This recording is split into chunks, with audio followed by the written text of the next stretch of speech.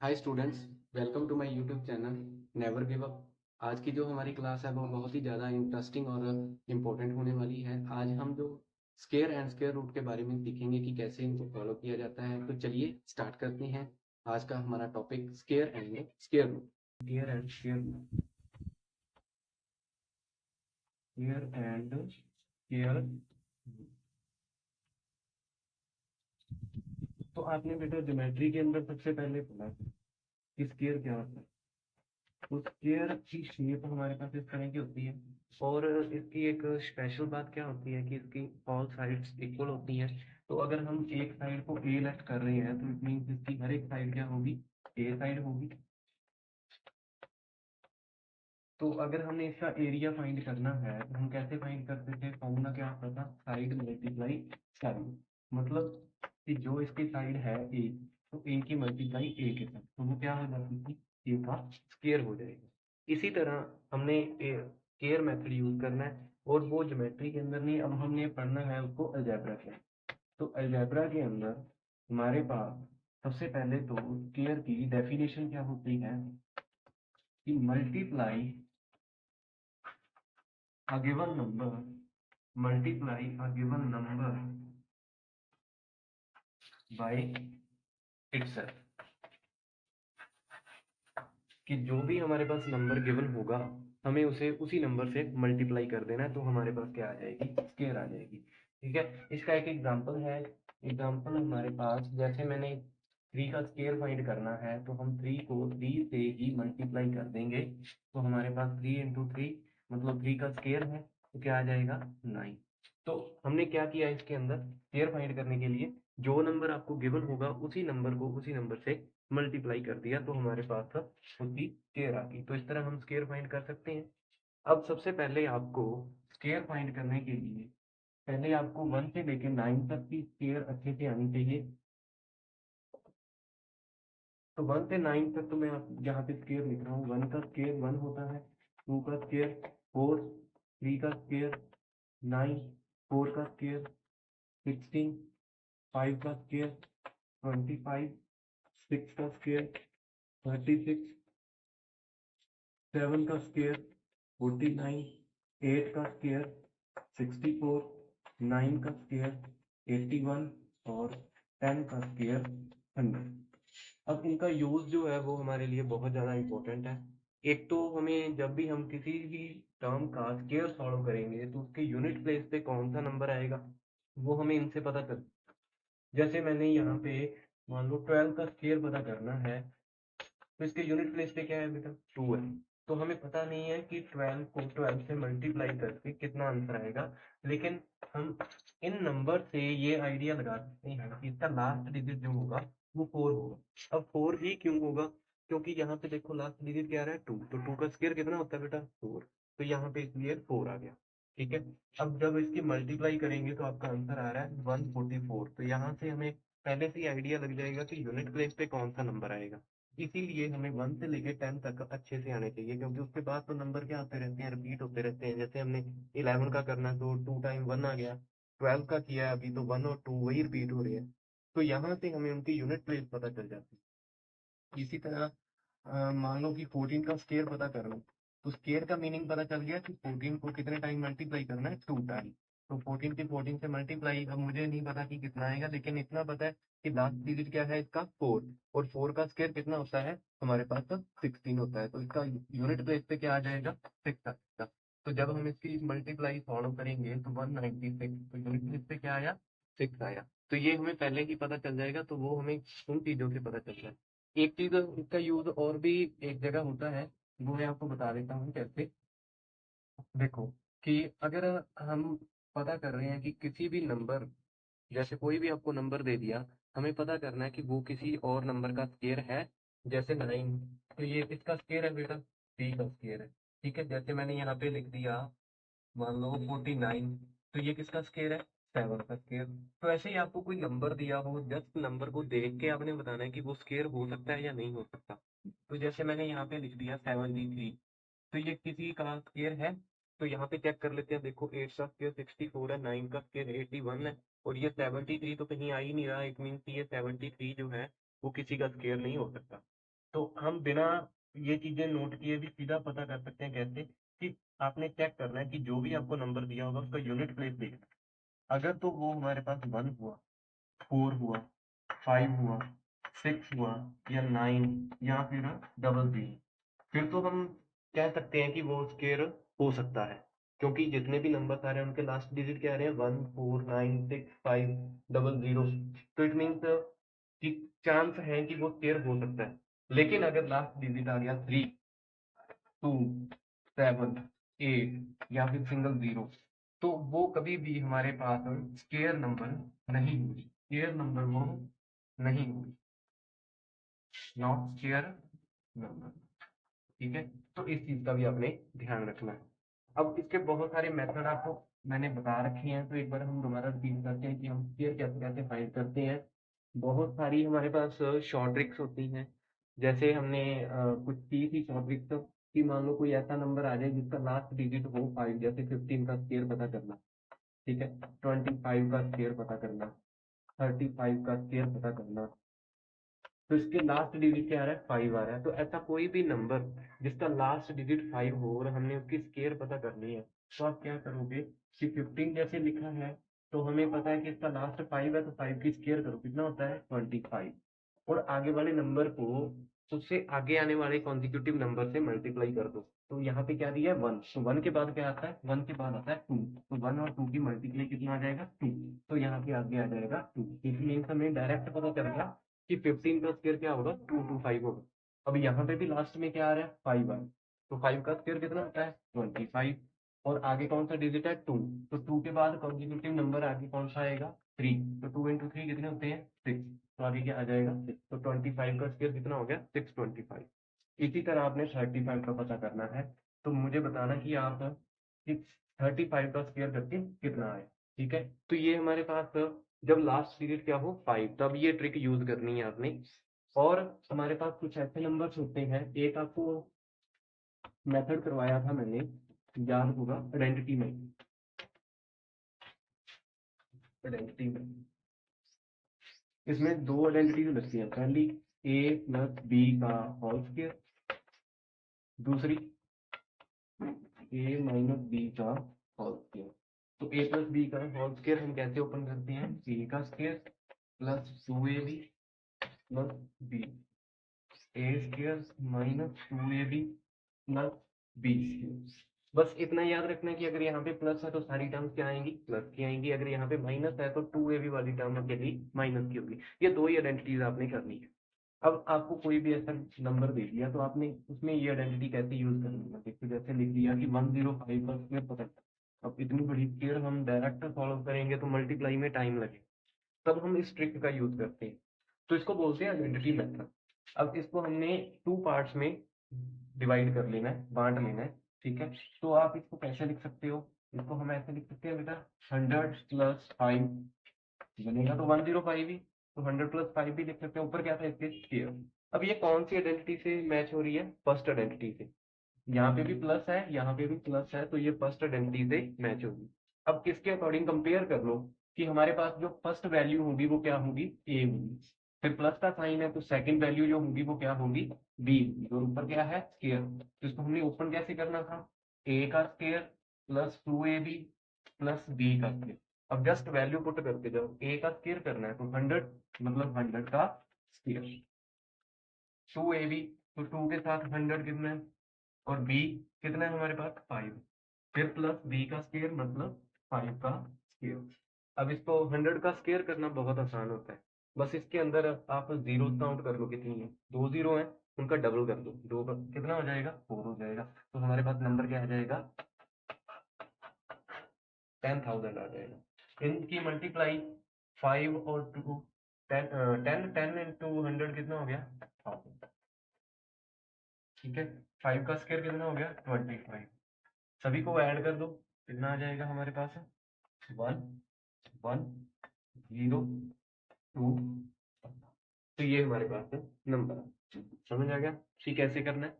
तो जब भी हमारे पास आइडेंटिटी मेथड यूज करना है तो आप इस तरह कर सकते हो। अब ऐसा ही एग्जाम्पल मैं आपको दे रहा हूँ कि अगर हमारे पास 95 होता, 95 का स्क्वायर पता करना था, तब हम कैसे लिखते हैं इसको, तो सबसे पहले हमने चेक करना है कि ये किस नंबर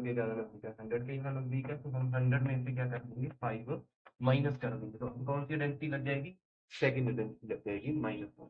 तो आपने इसको सॉल्व करके देखना है, तो आपको समझ आ जाएगा आइडेंटिटी मेथड कैसे यूज करते हैं। नेक्स्ट है बेटा, इसके बाद आइडेंटिटी मेथड के बाद हमारा कॉलम।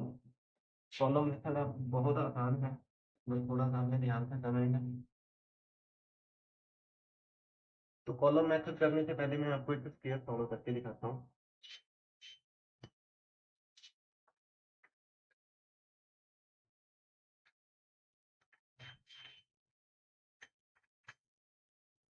तो देखो, जैसे हमने यहाँ पे लिख दिया 72 का स्क्वायर। अब इस नंबर का डायरेक्ट अगर हमें पता करना हो तो बहुत टाइम लग जाएगा, 72 को 72 से मल्टीप्लाई करो तो काफी टाइम लगेगा। लेकिन कॉलम मेथड से हम इसको आसानी से करते हैं। कैसे, देखो 2 का स्क्वायर कितना होता है, हाँ, लिख लिया यहाँ पे, ठीक है। तो हमेशा यहाँ पे 2 डिजिट लिखे जाते हैं, लेकिन यहाँ पे तो 2 का स्क्वायर करके एक ही डिजिट बना, तो फिर हम क्या करेंगे, इसके आगे 0 डालेंगे, हमेशा ही 2 डिजिट लिखे जाएंगे। तो अगर सिंगल डिजिट बने उसका, तो आगे आपने 0 लगा देनी है।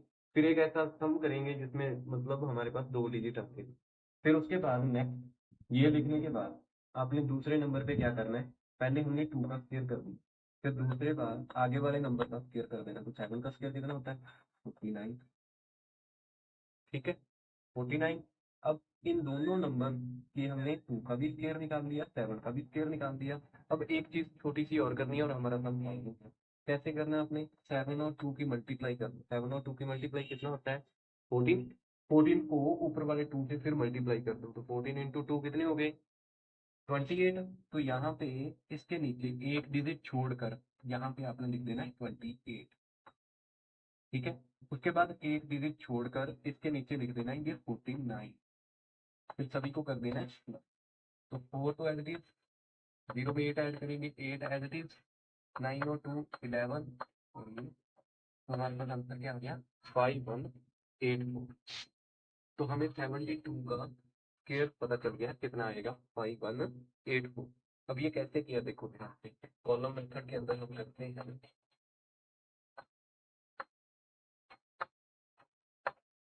कॉलम मेथड के अंदर सबसे पहले हम x का स्क्वायर, फिर हम लिखते हैं 2xy, फिर हम लिखते हैं y स्क्वायर। ये आपको पता है ना अच्छे से।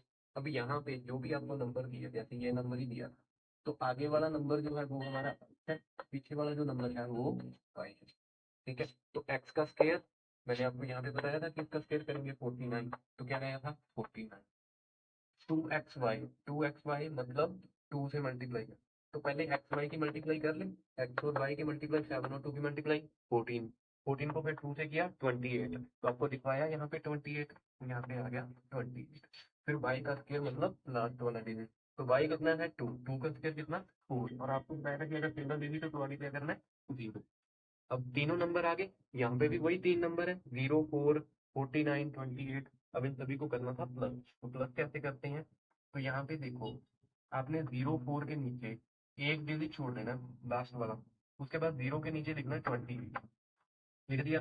फिर एक डिजिट छोड़ देना, 2 के नीचे लिखना 49। अब इन सभी को प्लस कर देना, तो 4 का 4 सेम, 8 का 8 सेम, 9 और 2 11 और 1 5। तो इस तरह हमारा ये कॉलम मेथड आ गया, ठीक है। तो समझ आ गया सभी को कॉलम मेथड से कैसे करना है। आपने कॉलम मेथड के अंदर बस थोड़ा सा आपने ध्यान रखना है कि एक्स वाली टर्म कौन सी है, वाई वाली टर्म कौन सी है। चलो अब एक ऐसे नंबर से करते हैं जिसमें 2 डिजिट आते हैं, ठीक है। तो जल्दी से फटाफट हम करते हैं 2 डिजिट के लिए। तो 2 डिजिट के लिए हमारे पास है, जैसे हमने 78 का लिख लिया, स्क्वायर करना है, तो 8 का स्क्वायर कितना होता है 64, 7 का स्क्वायर वही 49। अब इन दोनों की आपस में मल्टीप्लाई, तो 7 इंटू 8 56, 56 को करेंगे आगे हम 2 से, तो कितना आ जाएगा 57 इंटू 8, 7 इंटू 8 56, 56 को आगे 2 से किया कितना आया 112, तो 112 आ गया। अब आपको मैंने बताया था कि अगर तो सिंगल डिजिट हो तो आगे 0 लगा देनी है, लेकिन यहाँ पे 8 की स्क्वायर करके क्या आया 2 डिजिट आया, तो 0 लगाने की जरूरत ही नहीं है। अब हमने क्या करना है 64 लिखा, एक डिजिट छोड़ के उसके नीचे 2xy वाली वाली टर्म, तो ये वाली टर्म है हमारी, तो यहाँ पे आ जाएगा 2 1 1, ठीक है। उसके बाद नेक्स्ट फिर मैंने आपको कहा था कि एक डिजिट छोड़ के मतलब यहाँ पे लिखेंगे 9 4। अब इसको कर दो ऐड, तो 4 6 2 8 9 और 1 0 10 आ गया, तो 5 6। तो ये हमारे पास इसका आंसर है। समझ आ गया कैसे करना है। ये हमारे पास क्या थी x, ये हमारे पास क्या है y। तो x का स्क्वायर y का स्क्वायर और ये क्या आया xy, और फिर उसके बाद मल्टीप्लाई किससे किया 2 से, तो 2xy ये हमारे पास आ गया 2x²। कॉलम मेथड पता चल गया कैसे करना है। इसी तरह सेम हमारा है डायगोनल मेथड।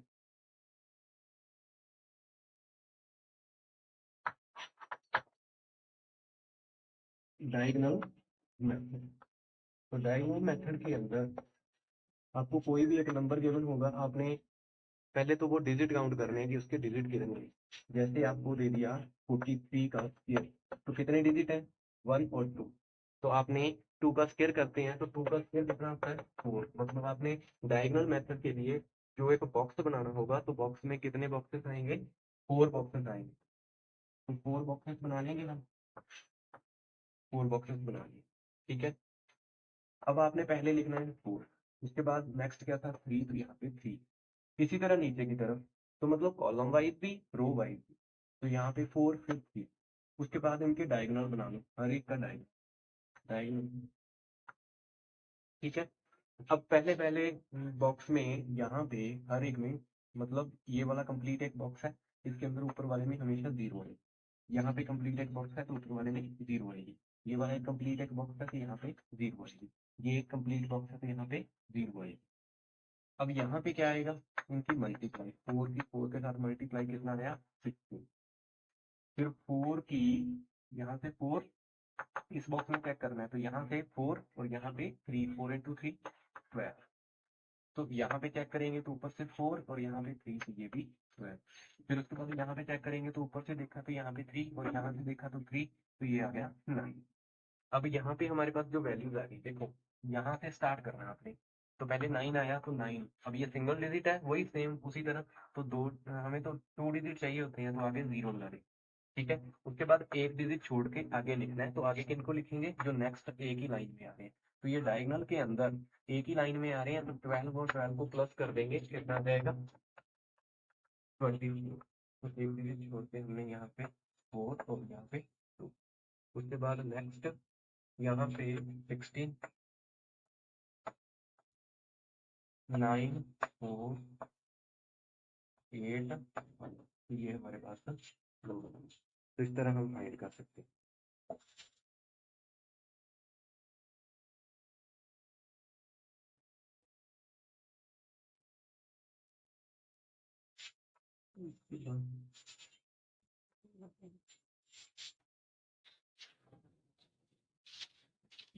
तो जैसा कि आपने पिछली वीडियो में देखा कि हमने स्केयर सॉल्व किया था, तो इस वीडियो में हम स्केयर रूट करेंगे। तो हमारा टॉपिक है स्केयर रूट।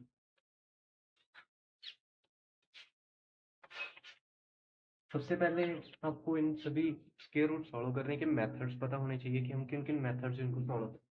तो फर्स्ट मेथड है हमारा प्राइम फैक्टराइजेशन मेथड।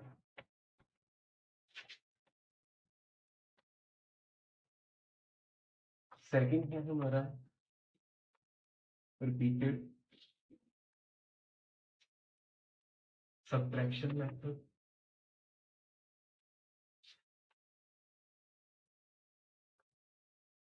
थर्ड है हमारा लॉन्ग डिवीजन मेथड।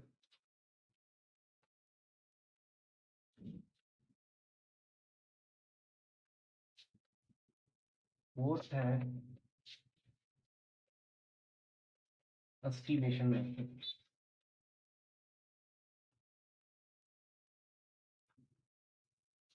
ये 4 मेथड है जो हमने स्क्वायर रूट के अंदर करने हैं। और बेटा सबसे ज्यादा इंपॉर्टेंट जो है वो हमारा प्राइम फैक्टराइजेशन मेथड है, और एक है लॉन्ग डिवीजन मेथड। ये दोनों मेथड भी हमारे लिए इम्पोर्टेंट हैं, लेकिन हमारी क्लास के अकॉर्डिंग हमें इनमें ज़्यादा ध्यान देने की ज़रूरत नहीं है। हम ज़्यादा फोकस करेंगे प्राइम फैक्टराइजेशन मेथड पे और लॉन्ग डिवीजन मेथड पे। एस्टिमेशन मेथड जो है ये कंपटीशन एग्जाम में ज़्यादा यूज़ किया जाता है। आपकी बुक के अंदर इसके अकॉर्डिंग कुछ सम है तो हम उनको सॉल्व करेंगे, अदरवाइज इसको हम ज़्यादा इंपॉर्टेंस नहीं देंगे। ठीक है, रिपीटेड सब्ट्रैक्शन मेथड इसलिए मैं आपको नहीं करवा रहा, समझा जरूर दूंगा, लेकिन ज़्यादा सम इस पे सॉल्व करने की जरूरत नहीं है, क्योंकि ये काफ़ी लेंथी हो जाता है, नंबर ऑफ स्टेप्स बहुत ज़्यादा बन जाए। तो इसलिए हम रिपीटेड सब्ट्रैक्शन मेथड जो है और एस्टिमेशन मेथड जो है ये समझेंगे जरूर, लेकिन इसके अकॉर्डिंग सम बहुत कम करेंगे। सम ज़्यादा से ज़्यादा हम किस में करेंगे, प्राइम फैक्टराइजेशन मेथड में और लॉन्ग डिवीजन मेथड में। तो सबसे पहले हम प्राइम फैक्टराइजेशन मेथड ही स्टार्ट करते हैं।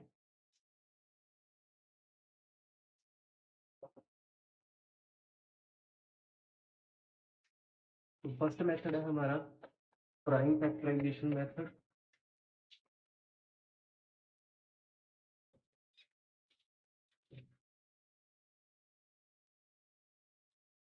इसमें हमें प्राइम फैक्टर पता करने होंगे, कोई भी एक आपको नंबर गिवन होगा, आपने उसके प्राइम फैक्टर्स निकाल के उसका स्क्वायर रूट पता करना है कि क्या आएगा। ठीक है, फॉर एग्जांपल जैसे आपको सम दे दिया, कोई भी आपको नंबर गिवन है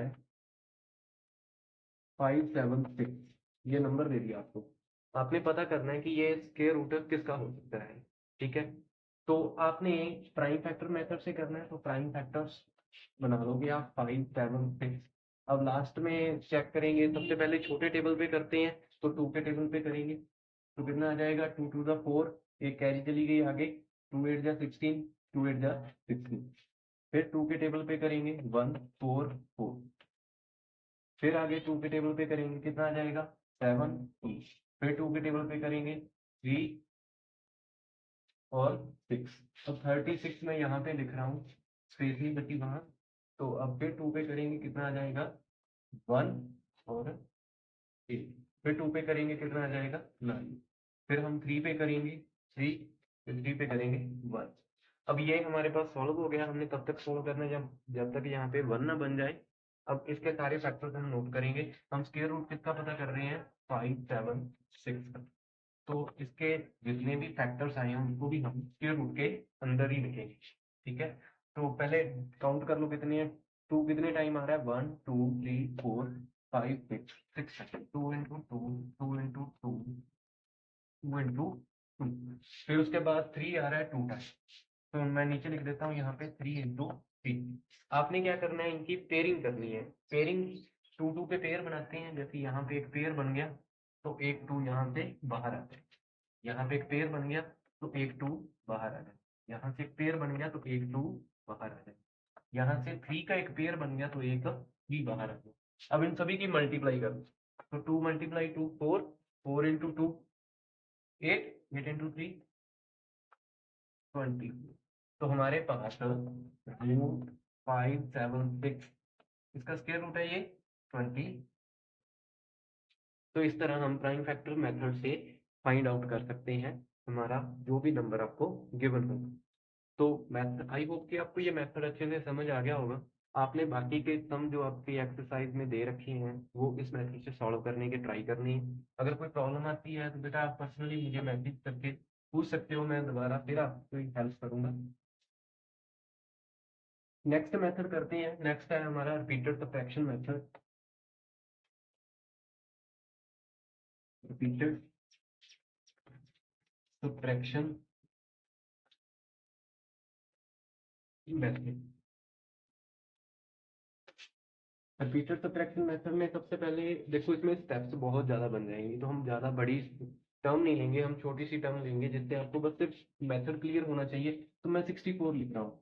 ठीक है, तो 64 पता करना है, तो आपने रिपीटेड देखो इसके मेथड से ही पता चल रहा है, रिपीट बार बार रिपीट करते जाना है। सब्ट्रैक्शन मतलब सब्ट्रैक्ट करना है, माइनस करना है। ठीक है, अब कौन से नंबर्स को माइनस करना है हमने, जैसे पहले हम ऑड नंबर्स को माइनस करेंगे 1, फिर उसके बाद 1 के बाद ऑड क्या आता है 3, 3 के बाद 5, 5 के बाद 7, तो ऐसे एक एक करके हम माइनस करेंगे। तो 1 माइनस किया, कितना आया 63।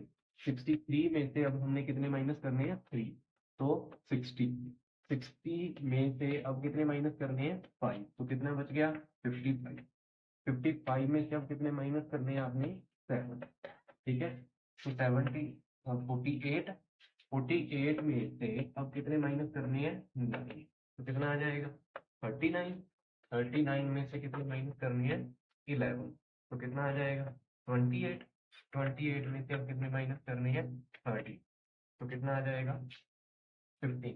15 में से कितने माइनस करने हैं? 15। तो 0।